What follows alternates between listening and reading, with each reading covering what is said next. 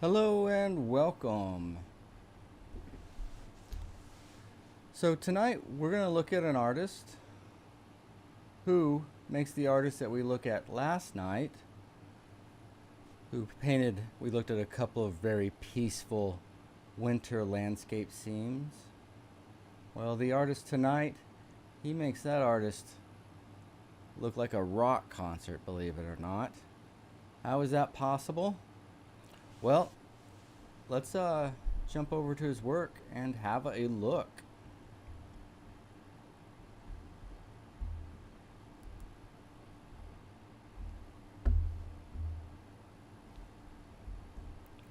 Seems like things are moving a little slow on the technology. Here it goes.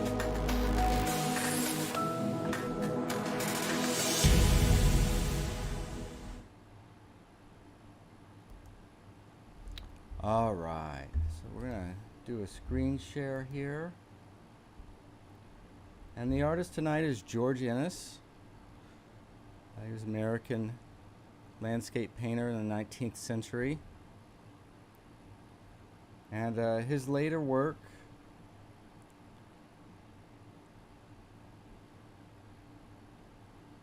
I mentioned this in Sketch Club tonight, is almost more of a spiritual place than a physical place. Right? A very, very seemingly simple piece, but it's just so sophisticated, so delicately handled.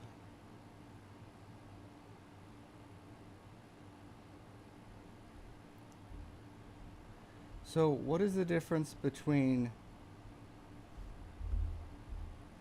George Inness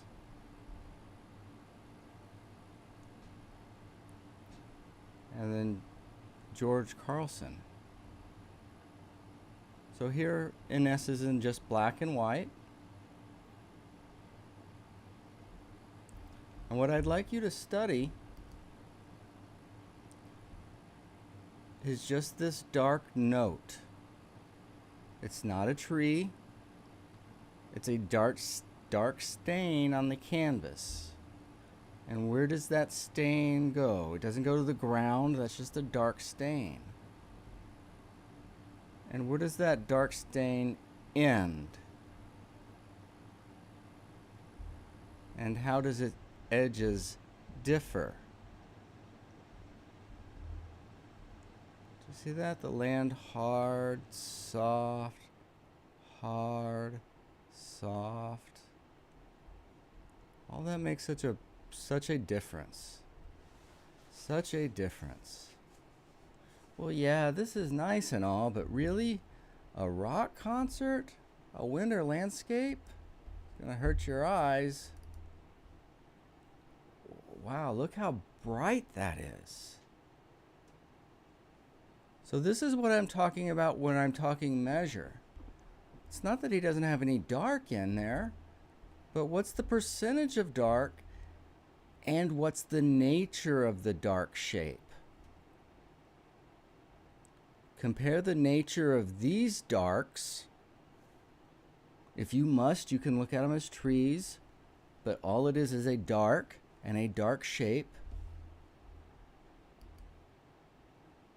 versus that.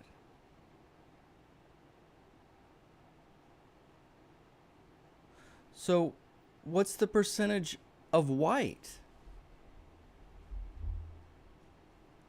in these? Well, this one has very, very, very little of it, does it? Whereas this, on the other hand, is most of it's in that lighter value range.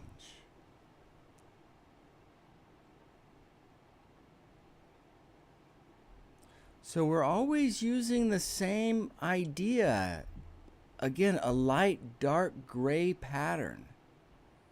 But the nature of the dark notes, the quantity of the dark versus the light, all of that goes to make very, very different paintings.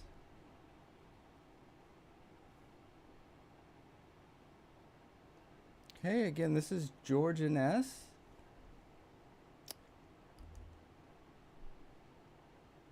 Right, not a lot of color, very gray, but nice and quiet. Right, it feels like a spiritual state or something, right? It almost feels like this is the kind of landscape where something happens, something is revealed.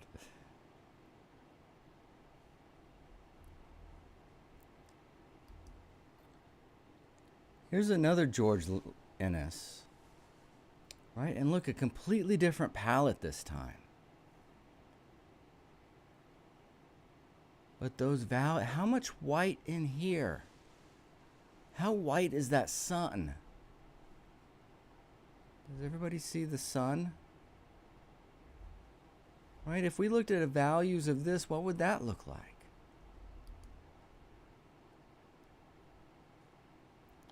Again, the nature of the value shapes, as well as the distance between your dark and your gray and your gray and your light, as well as the quantity. Right? Do you guys see that these birds here are just dark shape?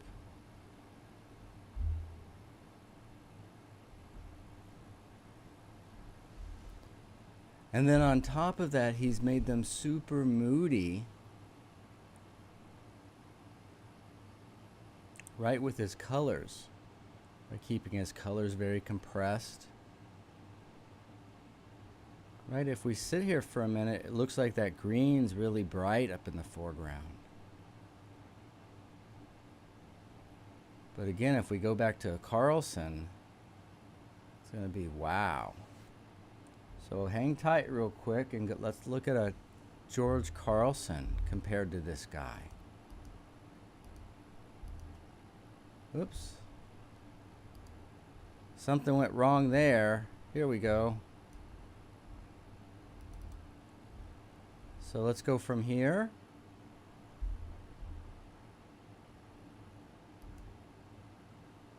to here.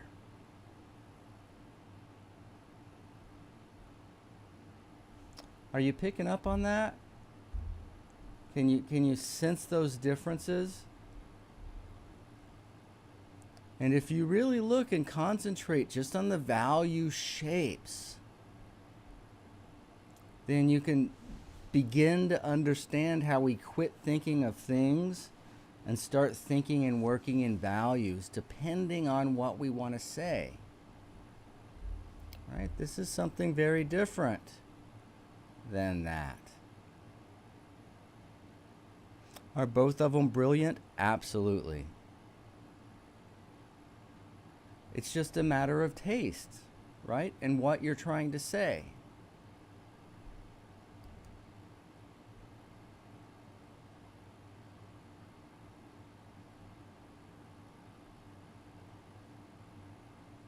Again, now that you've seen the Carlson and you've seen, let's go back and really look at this.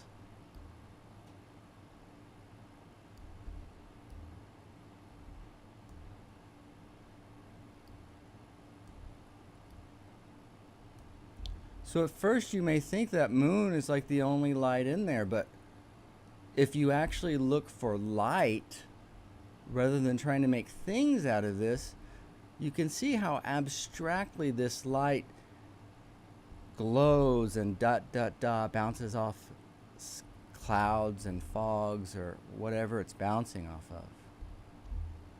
And then follow the edge of this dark shape. Look how soft that little piece is out there. And then we build into a nice good edge, and then we get soft again. Almost completely lost, and then, oh, tied down with another good hard edge. What in the world is happening in here? I don't know. Do you? No, but bang! Right here we know what's going on. So that give and take on the edges, that give and take into that transition, the glow of the notes, the dots, all of that. All of that, those negative shapes in there. And then look how quiet the foreground is. Right? We can clearly see rocks and grass and pathways. But at no time is any of this trying to compete with the moon.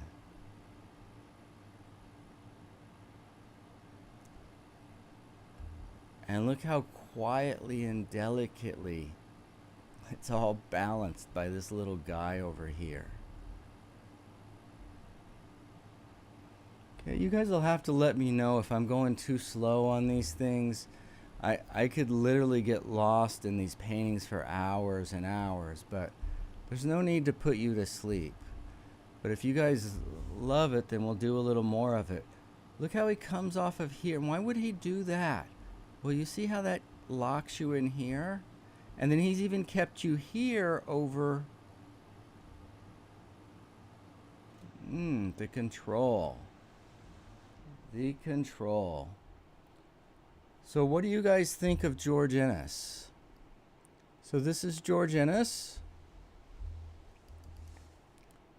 This is George Inness.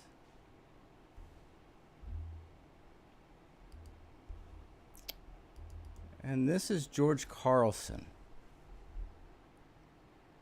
Okay, so which one do you prefer? Do you prefer a Carlson or would you prefer an Inness? There's my other Carlson there.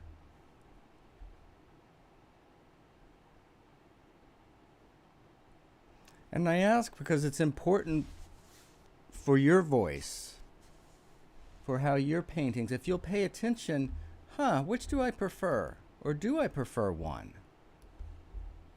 Right? That could go a long way to informing you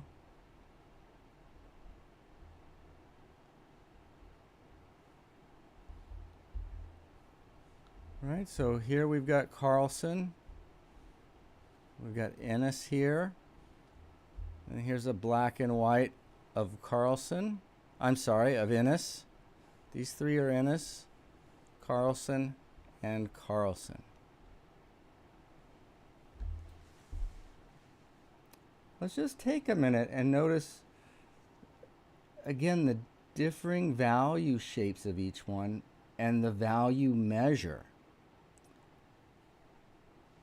And try to think about what that gives you. So Inness holds his values much closer together. Right? His edges are a little more amorphous, ethereal, right? Not so hard and rigid. Now, even though we could call Carlson's edges hard and rigid compared to Inness, he still has a more to less in his hard edges. They both do. And that's why you can have these vastly different styles and they both be very, very effective. It's just a matter of measure. Right? Sometimes we may want to talk statistics and games and this batting average and that person and that. And other times we may want a quiet, non-verbal meditation. Right? Or maybe you always prefer one or the other. Right? That's where your work's going to stem from there, where that taste comes from. Where that taste comes from. Ha! Cindy says she thinks she prefers Carlson. Of course she does, because we're polar opposites. We're polar opposites. That's why we work so good together. Okay, guys, I think we'll keep this short and sweet tonight. Why don't we go back and look at just take a minute before we go back. And what you want to do when you're looking at something like this is, right, you don't want that on white paper or anything. Set it around something dark. Give your eyes a chance to adjust so you can really take in what's happening there.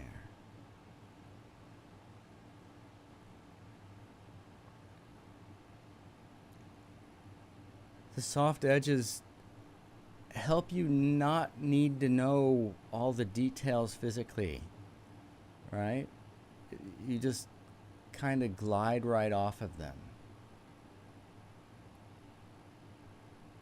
And it's almost as if the spirit is heavier in this painting, that the spirit has more substance than the material. And we're going to end on this one because this is just one of my favorites. I mean, look, there's three, well, there's more, but there's basically three masses or three main trees in here. Just the weight of each of them. The placement of the moon with just a little bit of light glinting off the few little clouds in the sky. To me, it's all just marvelous. Marvelous, marvelous. All right, for you, those of you in class, we'll see you tomorrow at Zoom. We've got our last Zoom for Apple of Our Yard at 9 a.m. in the morning, and then we'll start our new session on Monday. And then I'll be back at 8 a.m. in the morning. We're going to work on some waterfalls and maybe an eagle for the student feedback. I'll be back at 1:30 tomorrow afternoon in the studio for some studio time. And I will be back tomorrow night for another look at the Masters. So thank everybody for tuning in. And make sure to like and subscribe. It really helps us out. And we appreciate it. We'll see you guys tomorrow night. Thank you.